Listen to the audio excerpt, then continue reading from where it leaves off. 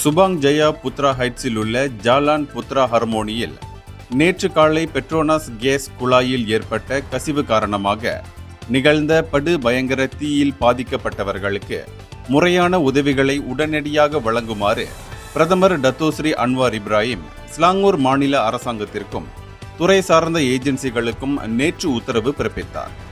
மீட்பு நடவடிக்கையில் ஈடுபட்டிருக்கும் அனைத்து அதிகாரிகளும் பாதுகாப்புடன் பணியை செய்து முடிக்க வேண்டும் என்று தாம் இறைவனை வேண்டிக் கொள்வதாக அவர் குறிப்பிட்டார். இது மனித உயிர்கள் சம்பந்தப்பட்ட சம்பவம்.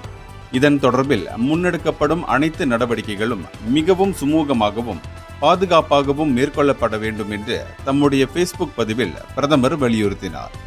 காயமுற்றவர்களுக்கு சுபாங் ஜெயாவில் உள்ள ஸ்ரீ மகா காளியம்மன் ஆலயம் தற்காலிக சிகிச்சை மையமாக மாறியது. பாதிக்கப்பட்ட 112 பேரில் 63 பேர் மூச்சு திணறல், அதிர்ச்சி, தீப்புண் காயங்கள் மேலும் இதர காரணங்களுக்காக தொடர் சிகிச்சைக்காக சைபர் ஜெயா, சர்டாங், புத்ரா ஜெயா மருத்துவமனைகளுக்கு அனுப்பி வைக்கப்பட்டனர் என்று செய்தியாளர் சந்திப்பில் அவர் தெரிவித்தார். அதே சமயம் நூருல் இமான், புத்ரா ஹைட்ஸ் பள்ளி வாசல்கள் தற்காலிக நிவாரண மையங்களாக மாற்றப்பட்டிருக்கின்றன. பாதிக்கப்பட்டோர் இங்கு தற்காலிகமாக தங்க வைக்கப்பட்டு உரிய உதவிகள் வழங்கப்பட்டன.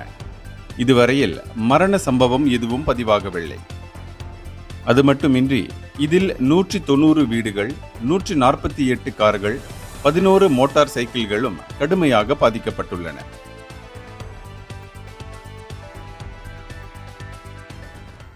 இந்தியர்களின் இதய குரல் மக்களோசை.